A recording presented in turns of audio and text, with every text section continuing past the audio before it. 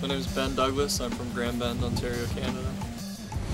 When I first came to SWU, I was basically an atheist, and I had a lot of preconceived notions about Christians and what they stood for. And when I came, the guys on the baseball team, they were very accepting. They were really willing to talk to me, really interested to see what I had to say about stuff. And I had written, I think it was 5 pages of questions that I brought to the guys, and I just wanted answers for these, but what I was realizing was I wasn't really looking for answers. I was more looking to disprove Christianity. The guys kept asking if I wanted to come to Bible study. I was pretty hesitant to come because I knew what they wanted to talk to me about, and I thought it would be like 20 guys against me. Then I went, and I really liked it because it wasn't pressure or anything like that. It was just talking about everything, not just God, but our lives here and everybody's life.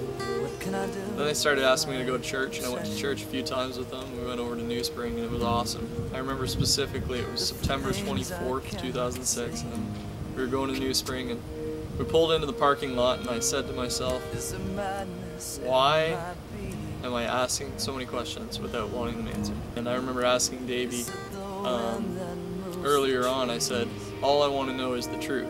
And Davey said that, well, Jesus says in the Bible that if you're searching for the truth, you'll find me. It really spoke to me, and now I know what that feeling is when Jesus is knocking on your heart. I felt him.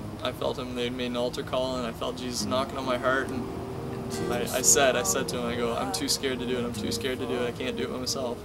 Help me. Just give me somebody to go up there. And just as I finished saying that, the pastor goes, if you need someone to help you, look to the guy next to you. And so I look over, and I was about to cry, and I look over, and Davey's sitting right there, and he looks at me and he says, if you need me, I'll go up there with you. And I started crying. I go, I gotta go.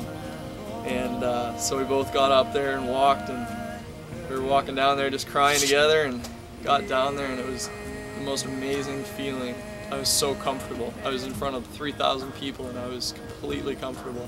That was the day that I chose to receive Christ, and it was the best decision I've ever made.